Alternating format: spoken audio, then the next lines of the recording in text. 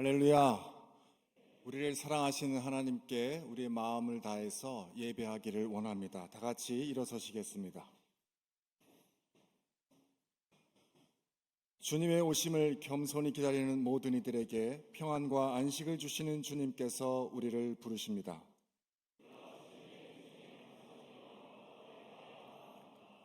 겸손히 이 땅에 오시어 우리를 구원하여 주시고 평화의 길로 인도하시는 주님의 음성에 귀 기울이십시오. 찬양하시겠습니다.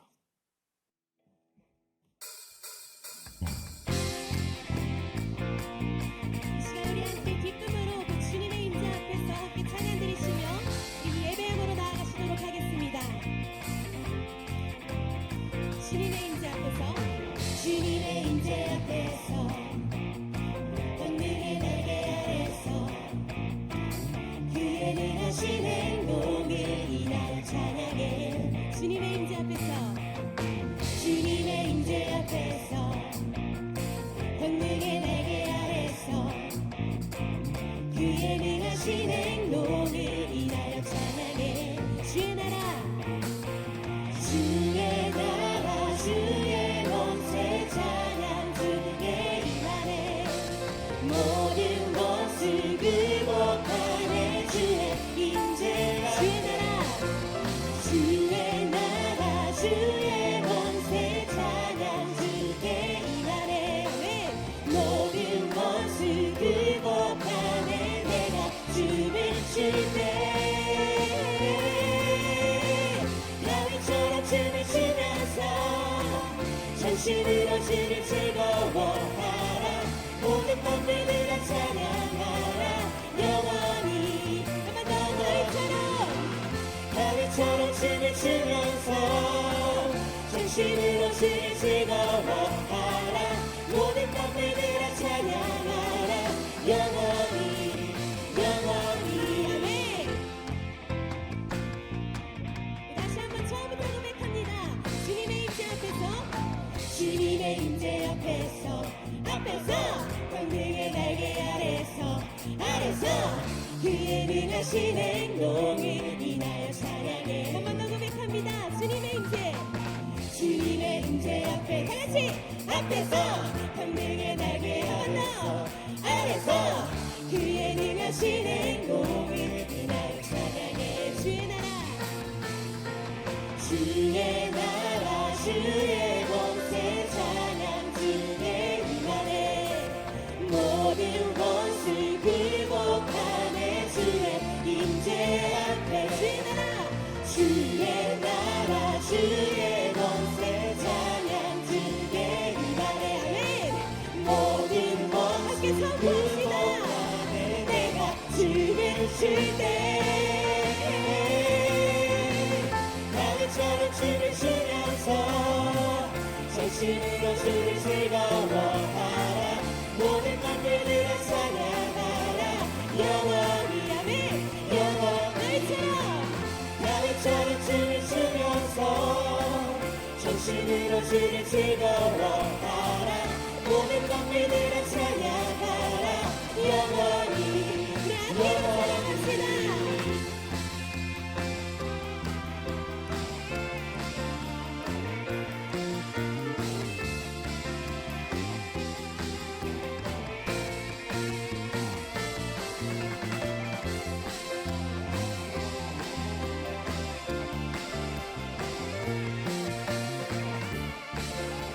함께 고백합니다. 주의 나라 주의 권세 찬양 주의 임하네. 모든 것을 극복하네. 주의 임재 앞에 주의 나라 주의 권세 찬양 주의 임하네. 모든 것을 극복하네. 내가 춤을 출 때 다윗처럼 춤을 추면서 전심으로 주를 즐거워하라. 모든 것들을 찬양하라. 영원히 다윗처럼 춤을 추면서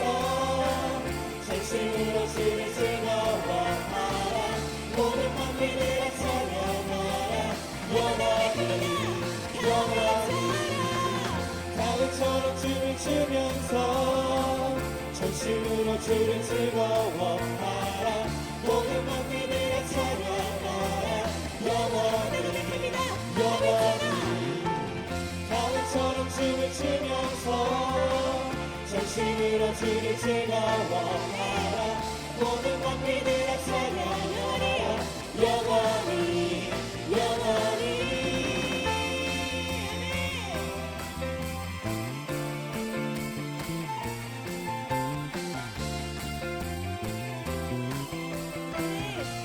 이 시간 모든 영광 주님 앞에 올려드리기 소망합니다. 할렐루야. 아멘.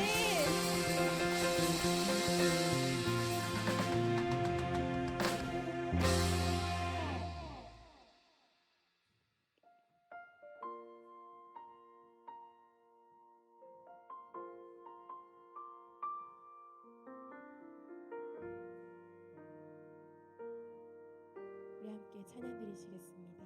민족의 민족의 가슴마다 피 묻은 그리스도를 심어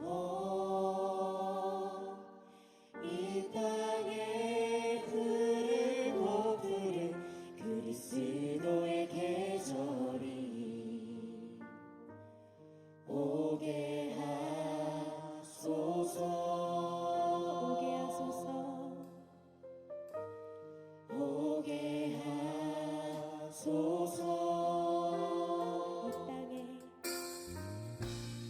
이 땅에 하나님의 나라가 이루어지게 하옵소서.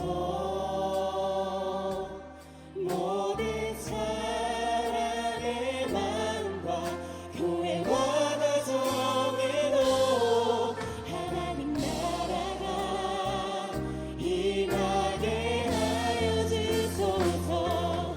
주의 청년들이 예수의 꿈을 끄고 인류 구원의 환상을 보게 하소서. 한 손에 모든 들고 한 손에 사랑을 들고 온 땅 구석구석 누비는 나라 되게 하소서. 다시 한번 처음부터 고백합니다. 민족의 가슴마다 민족의 가슴마다 피 묻은 그리스도를 심어 이 땅에 푸르고 푸른 그리스도의 계절이 오게 하소서. 오게 하소서. 오게 하소서.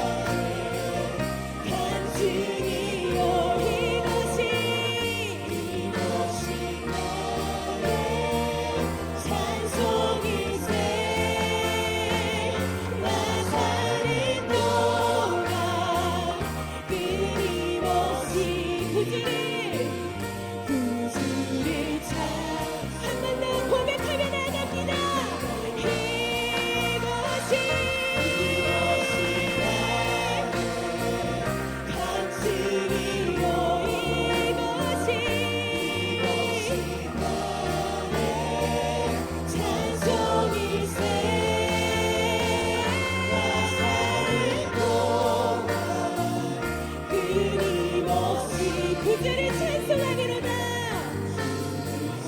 우리 마지막으로 한 번 더 고백합니다. 이것이 나의 간증이요. 이것이 나의 찬송일세. 나 사는 동 목소리 높여서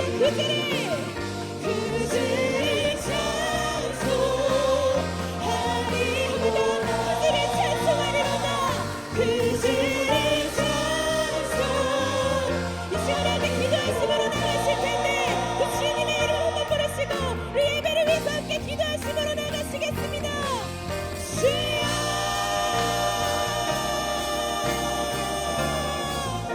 사랑의 주님, 이 시간에 주님의 이름 만독하기를 소망합니다. 아버지 우리 말씀한 주님 앞에 주님께서 주님의 비전을 다시 한번 확증하며 주님 나가기를 소망하오니 우리 마음 가운데 이 시간 찾아오셔서 그 주님의 역사하시는 이 시간 우리가 기억하며 드릴 수 있는 시간 될 수 있도록 하나님 역사하여 주시옵소서. 이 예배가 주님 앞에 드려지는 말씀의 예배가 되기를 소망합니다. 예배 가운데 주님 하여 주옵소서. 하나님 역사하여 주시옵소서. 주님 이 시간 말씀을 전하시는 성세 목사님 인생 가운데 주님 함께하여 주시옵소서. 말씀을 통하여 이 시간 우리 함께하지만 우리가 주님의 은혜를 입는 시간 될 수 있도록 하나님 역사하여 주시옵소서. 하나님 이 시간 주님 함께하여 주시길 소망합니다. 주님 역사하여 주시옵소서. 아버지 붙잡아 주시옵소서.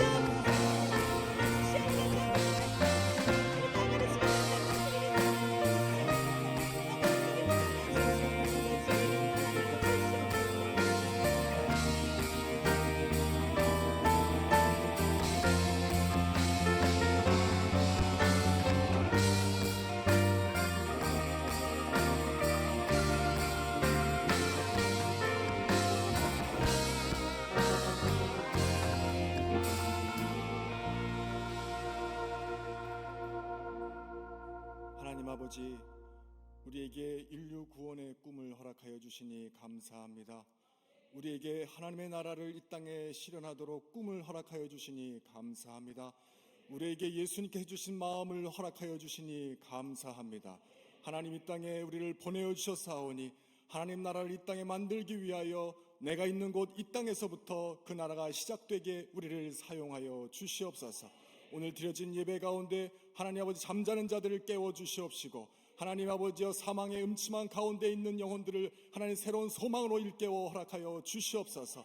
하나님께 주시는 꿈과 비전과 환상을 보게 하여 주시옵시고 우리 모든 삶을 주님께 맡김으로 하나님께서 우리의 미래를 열어주시는 모든 환상을 보게 하여 주시옵소서. 예수님의 이름으로 기도하였습니다.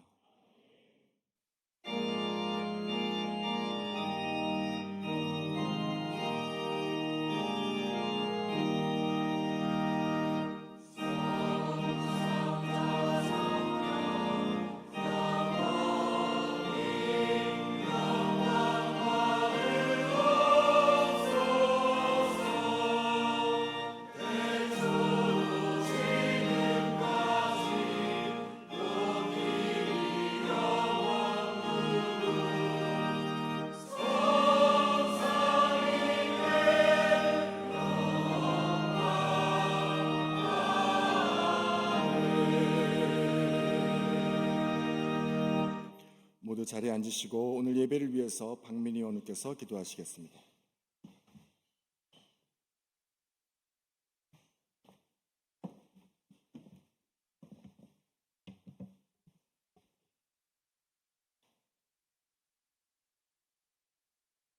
하나님, 오늘도 새로운 새날을 허락하시고 지극히 작은 우리를 예배의 자리로 불러주심에 감사드립니다. 올려진 찬양의 고백처럼 주 앞에 서서 주님의 나라를 꿈꾸는 우리가 되게 원하오니 주님 홀로 영광 받으시고 이 예배를 온전히 주관하여 주옵소서. 부활의 기쁨을 외친 지 얼마 지나지 않았지만 하나님과 화목하게 하시고 원수된 것을 소멸하시는 십자가에 반하는 삶을 살았음을 고백합니다.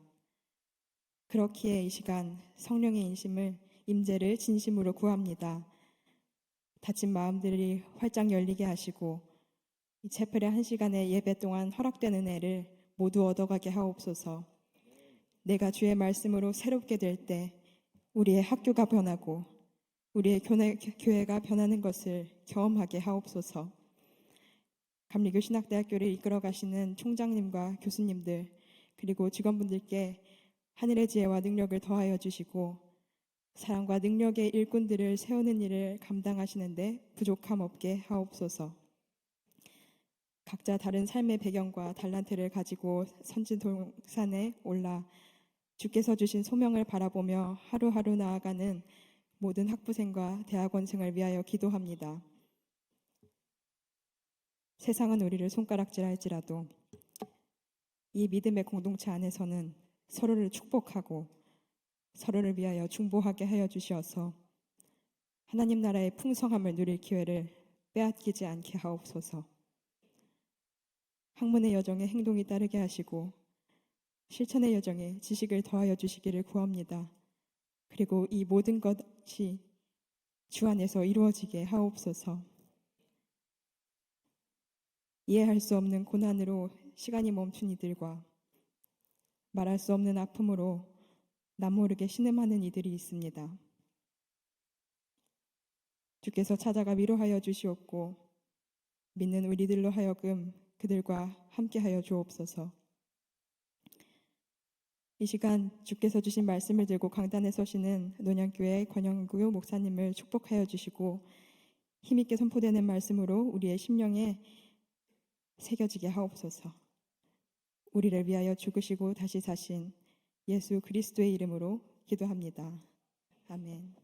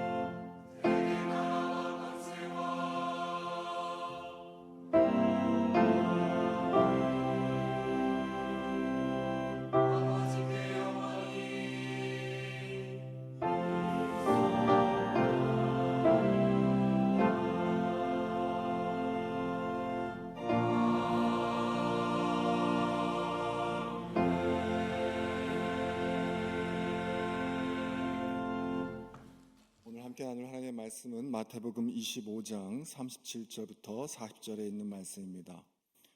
이에 의인들이 대답하여 이르되 주여 우리가 어느 때에 주께서 줄이신 것을 보고 음식을 대접하였으며 목마르신 것을 보고 마시게 하였나이까? 어느 때에 나그네 되신 것을 보고 영접하였으며 헐벗으신 것을 보고 옷 입혔나이까?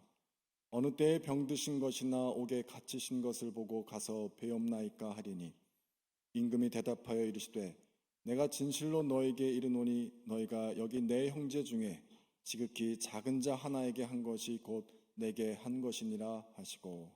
이 시간에 말씀을 전해주실 목사님은 우리 권영규 목사님이십니다. 논현교회 담임 목사님이시고 현재 미래교회 연구원 또 이사장님도 역임하셨습니다. 이 시대의 지극히 작은 자라는 제목으로 말씀 전해 주실 때에 큰 은혜 받으시기 바랍니다.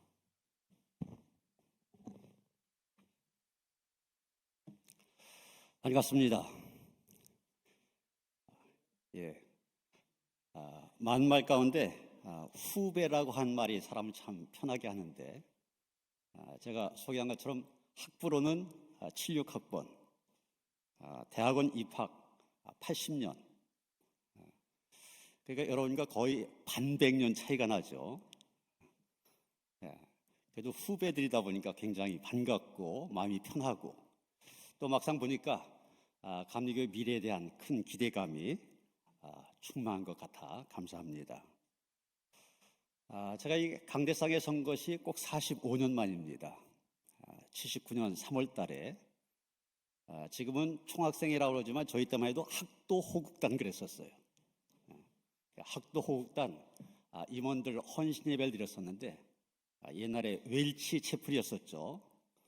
거기에서 그때 이 강단에 섰다가 꼭 지금 45년 만에 섰는데, 그러다 보니까 참 그 많은 세월 동안 할 얘기가 굉장히 많습니다.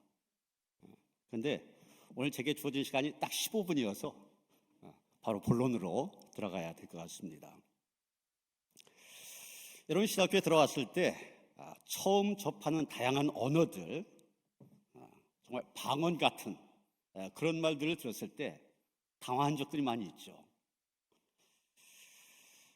저도 그랬었는데, 그런 많은 말들 가운데 신학교 들어와서야만 들을 수 있는 그런 여러 가지 말들 가운데 또 우리에게 크게 도전이 되는 그런 말도 있었습니다. 제가 신학교 다닐 때 교수님들부터 들었던 가장 인상 깊었던 말을 꼽으라면, 교수님들이 칼 바르트의 말을 인용해서 자주 말씀하셨어요. 그게 뭐냐면, 한 손에는 성경, 한 손에는 뭐예요? 신문. 아마 지금 교수님들도 많이 얘기하셨을 겁니다.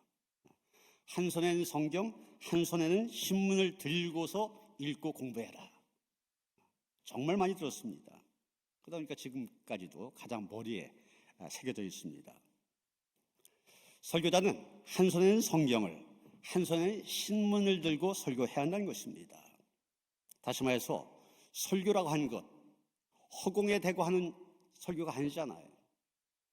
삶의 현장에 주신 하나님의 말씀이기 때문에 그 설교를 듣는 사람들의 삶의 정황, 여러분 쓰는 말로 지침, 레벨, 이걸 잘 이해해야 되고, 또 시대에 대해서 선지자적인 눈으로 들여다볼 줄 알아야 된다는 것입니다.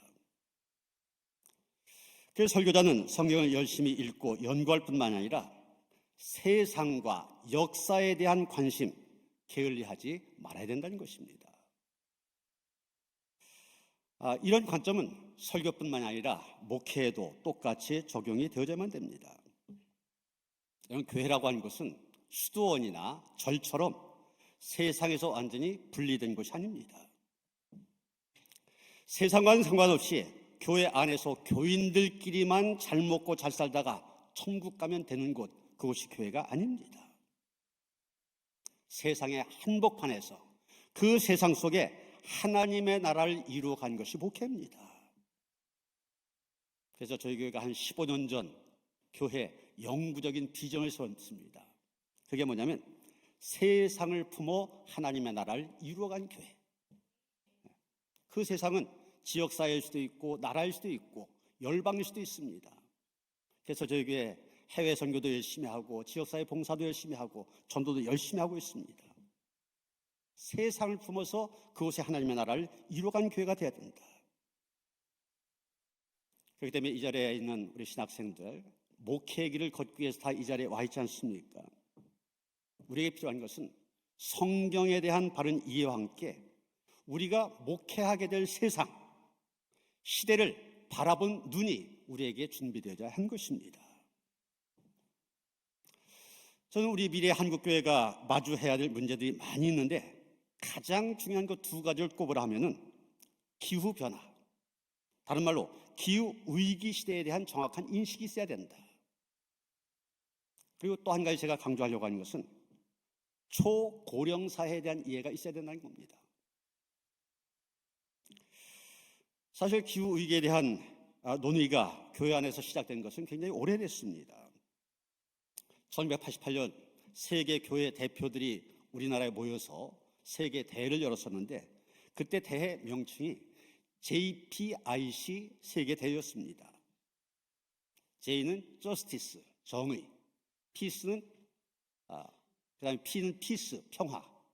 그다음에 IC는 Integrity of Creation, 창조 질서의 보존입니다. 그 당시 교회는 이 세상에서 교회가 관심을 가져야 될 가장 중요한 주제로 정의, 평화와 함께 창조 질서의 보존을 뽑았던 것입니다. 그래서 오랜 동안 생태신학이라든지 창조신학, 환경신학 이런 것들의 이름으로 기후문제, 환경문제, 교회의 관심 속에 있어 왔습니다. 거기에 비해서 이 고령화 문제는 교회의 주요 관심에서 벗어나 있었습니다. 그러나 이 자리에도 당장 내년에 이 학교를 졸업해서 목회 현장에 나가실 분들 있잖아요. 이분이 내년에 목회 현장에 나가서 당장 여러분들이 마주하게 될 현실이 바로 초고령화 시대라고 하는 것입니다. 일반적으로 65세 이상 되신 분들 노인이라 그렇게 부르는데 유엔이 정한 기준에 의하면 이 65세 이상 노인이 7%가 넘어서면 고령화 사회, 에이징 소사이어티. 그 다음에 14%를 넘어서면 고령 사회, 에이지드 소사이어티 이렇게 부릅니다. 그리고 20%를 넘어서면 슈퍼 에이지드, 초고령 사회 이렇게 얘기합니다. 그런데 우리나라가 바로 1년 뒤입니다. 2025년도 노인 인구의 비중이 20.6%를 기록하면서 초고령 사회에 진입하게 될 거다. 그런 전망입니다. 여러분, 5명 중에 1명이 노인이 되는 그런 시대, 내년부터 시작됩니다. 이 초고령 사회가 되면 어떻게 되느냐? 30여 년 전, 그때만 해도 고령화 사회입니다. 그때 전문가들이 이 초고령 사회가 되어지면 어떤 충격을 이 세상에 가져올 것이냐, 그런 것들에 대해서 엄청난 언어를 사용해서 경고를 했습니다. 뉴욕 연방준비은행 의장인 피터 피트선이라고 하는 분이 노인들의 사회, 그 불안한 미래 이런 책을 썼는데 거기서 이런 얘기를 합니다. 고령화 문제가 핵폭탄이나 급격한 기후변화보다 앞으로 인류 행보에 더 큰 영향을 줄 거다. 여러분, 지금도 두 군데에서 전쟁이 일어나고 있는데 가장 염려가 되는 것이 핵을 사용하는 거 아니에요. 미국이라는 강대국이 종종 보면 북한한테 쩔쩔매는 것처럼 보이는데 그 이유가 핵 문제 때문에 그렇습니다. 인류를 가장 크게 위협하는 것이 바로 핵 문제. 그다음에 기후 문제. 여러분, 작년 한 해만 봐도 우리와 하여금 기후 위기를 느낄 만한 그런 일들 많이 나왔지 않습니까? 우리나라에서도 115년 만에 기록적인 폭우가 강탈했습니다. 미국은 동시에 어느 지역에선 폭염 때문에, 어느 지역에선 폭우 때문에 굉장한 어려움을 겪었습니다. 유럽 역시 역대 최고 기온의 폭염이 있었고, 인도, 일본에서도 기록적인 폭우가 있었습니다. 여러분, 고령화 문제는 이런 핵 문제보다도, 기후 위기 문제보다도 우리에게 더 큰 충격을 줄 거란 얘기입니다. 영국 언론인 출신으로 폴 윌리스라고 하는 사람이 있는데 이 사람은 이 고령화가 가져다 줄 충격을 지진에 비유하여서 연진이란 말로 표현하고 있습니다. 지진, 영어로 earthquake 아닙니까? 이분 거기에 연령이란 말 써서 age quake 이런 말 썼어요. 지진이란 것과 같을 거다. 특히 베이비붐 세대가 퇴직하는 2020년경 바로 지금입니다. 지금 서방 세계는 고령화 충격 때문에 근본부터 흔들리게 될 텐데 그 강도가 리히터 지진계 9도에 이를 것이라고 경고했습니다. 여러분, 리히터 지진계 구도라고 그러면은 2004년도 동남아 지역 참사를 가져왔던 쓰나미 수준을 얘기한 것입니다. 1995년 고베 지진이 일어났는데 그때가 강도 7.3이었습니다. 그런데 지진에 대해서 그렇게 대비를 잘한다고 하는 일본이 초토화가 됐어요. 7.3인데도. 그렇다면은 구도가 된다면은 완전 폐허에 이르게 되는 엄청난 파괴력을 지닌 그런 지진이 된다는 얘기입니다. 이 초고령 사회가 바로 우리에게 이런 충격을 가져다 줄 거다. 전문가들의 예측입니다.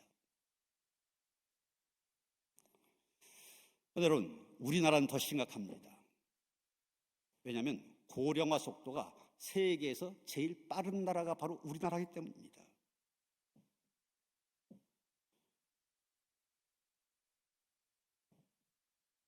여러분, 7%가 고령화 사회고 14%가 고령 사회라고 했잖아요. 이 7%에서 14% 되는데 걸린 시간을 보면 프랑스가 115년, 미국이 72년, 영국이 47년 걸렸는데 일본이 24년 걸렸다 해서 세계가 깜짝 놀랐습니다. 그런데 우리나라는 그거보다 더 빠른 18년 만에 7%에서 14% 증가했습니다. 그래서 14%에서 20%로 증가하는데 영국이 50년, 프랑스가 39년, 일본이 10년 걸렸습니다. 우리나라는 7년밖에 안 걸렸어요.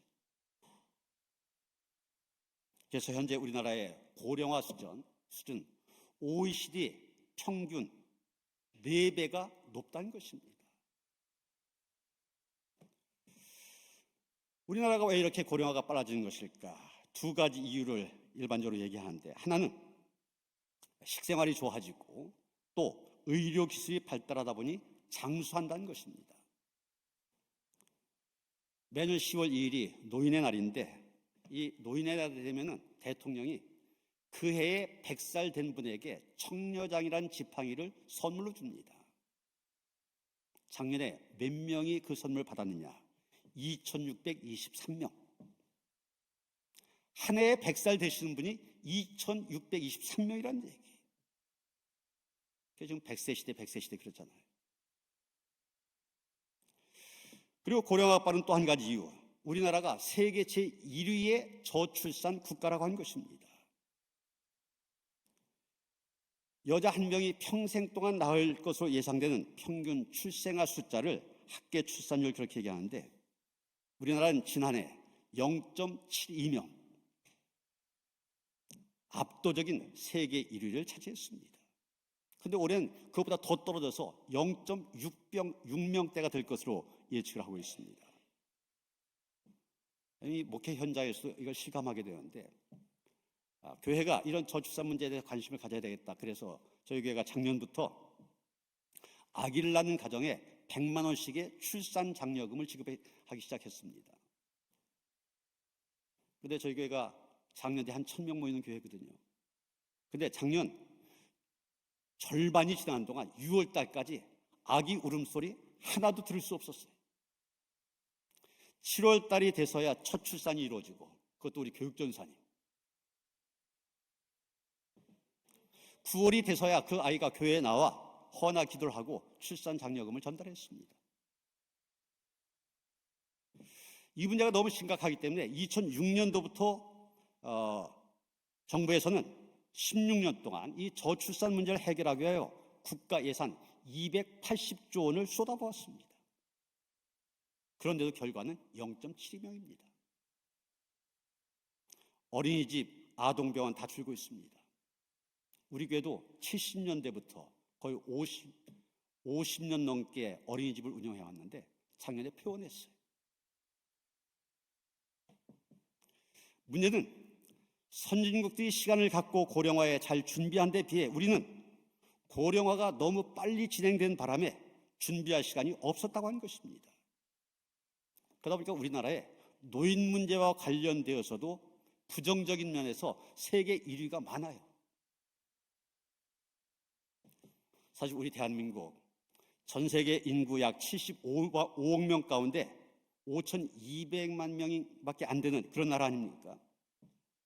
그러면서도 참 자랑스럽게도 세계 1위인 것이 많습니다. 인터넷 속도와 보급률 세계 1위, 스마트폰 보유율 세계 1위, 여권 지수 세계 1, 2위를 다투고 있고 세계 치안 순위도 세계 1위랍니다. 가장 안전한 나라래요, 우리나라가. 물론 부정적인 면에서 집값 상승률 1위, 자살률 1위, 가계 부채 비율 1위 이런 것도 있지만 특히 노인과 관련돼서 OECD 회원국 가운데 노인 자살률 1위가 우리나라입니다. 노인 빈곤율 1위가 우리나라입니다. 노인 취업률 1위가 또 우리나라예요. 노인이 되어서도 여가를 즐기는 것이 아니라 일해야 되는 나라예요. 오늘 우리가 함께 읽은 성경의 말씀, 예수께서 말씀하신 최후 심판의 비유 가운데 일부입니다. 그런데 여기 보면 지극히 작은 자의 리스트가 나오고 있습니다. 줄인 자, 목마른 자, 나그네 된 자, 헐벗은 자, 병든 자, 옥에 갇힌 자가 바로 그들입니다. 그리고 예수님 말씀하십니다. 이 지극히 작은 자들은 배고픈 자들에게 먹을 것을 주고 목마른 자에게 마실 것을 주고 나그네 된 자를 영접하고 헐벗은 자에게 입을 것을 주고 병든 자를 돌봐주고 감옥에 갇힌 자를 찾아주라. 그리고 그렇게 하는 것이 바로 나에게, 예수님에게 하는 것이다, 이렇게 말씀하십니다.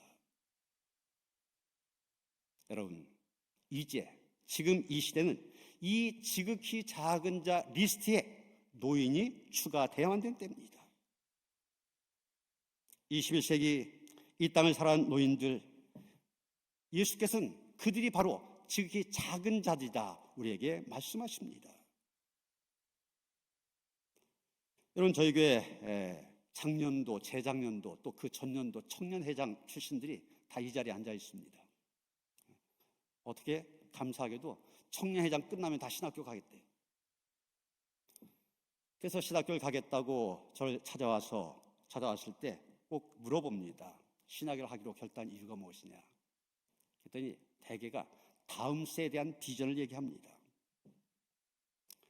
제가 지금 대학원에서 예술 영성을 위한 한 클래스를 맡고 있는데 첫 시간에 역시 신학을 한 동기를 물었습니다. 그랬더니 많은 학생들이 다음 세대에 대한 비전을 얘기하고 있습니다. 그런데 여러분이 기억해야 될 것은 여러분이 다음 세대에 대한 비전이 있고 또 당연히 그래야 됩니다. 다음 세대가 서야 교회의 미래가 있습니다. 그런데 여러분이 앞으로 나가게 될 목회 현장, 다음 세대들은 희귀종이 되어질 겁니다.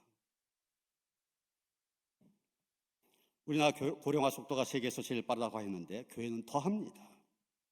목회 데이터 연구소에서 데이터를 갖고 분석한 결과 일반 사회보다 한국 교회 고령화 속도가 5년 정도가 빠르다고 그래요. 농어촌교회로 여기 가실 분도 있잖아요. 농어촌교회 80~90%가 고령층 노인입니다. 아니, 노인들이 교인의 전부인 그런 교회도 많이 있어요. 여러분, 이것이 여러분이 마주하게 될 목회 현장의 모습입니다. 이것에 대한 준비가 있어야 됩니다. 이것을 제대로 볼 수 있어야만 됩니다. 오늘 본문 마지막 40절에 보면 너희가 여기 내 형제 중에 지극히 작은 자 하나에게 한 것이 곧 내게 한 것이라. 이 말씀 생각하면서 이 시대의 지극히 작은 자들 잘 헤아려서 예수님의 말씀 그대로 그들 잘 섬김으로 인하여서 주님을 온전히 섬기는 목회자로 세워지는 그런 은혜가 우리 가운데 함께 하시기를 주님의 이름으로 축원합니다. 하나님, 우리 눈이 열려져서, 귀가 열려져서 하나님의 말씀을 제대로 들을 뿐만이 아니라 우리의 눈이 열려져서 우리가 살고 있는 이 시대, 시대적인 상황을 잘 볼 수 있게 하여 주시옵소서. 그곳에 하나님의 말씀을 잘 전할 수 있게 하시고 하나님의 나라를 이루어가는 데 쓰임받는 일꾼으로 세워지게 하시옵소서. 예수 그리스도 이름 받들어 기도하였사옵나이다. 아멘. 예, 은혜의 말씀 감사합니다. 광고 말씀드리겠습니다. 내일 4월 17일 오전 11시부터 오후 2시까지 신석구 기념관 앞에서 푸드트럭 2대가 여러분들에게 중간고사 간식을 제공해 드립니다. 학부 총학생회에서 준비한 간식입니다. 응원 간식 잘 드시고 시험 잘 치르시기 바랍니다. 그리고 오늘이 여러분 혹시 무슨 날인 줄 아십니까? 세월호 10주년 되는 날입니다. 그들의 희생을 잘 기억하여 주시고 우리 사회, 우리나라에 이러한 비극적인 참사가 반복되지 않도록 여러분 기도해 주시고 또 남은 자들을 위해서 함께 고통에 동참해 주시는 여러분들 되시기를 바랍니다. 다 같이 일어나셔서 옆에 있는 분과 인사 나누겠습니다. 지극히 작은 자를 위한 삶이 됩시다. 그리스도의 일꾼인 여러분, 성령과 함께 선교와 봉사를 위해 세상으로 나아가십시오.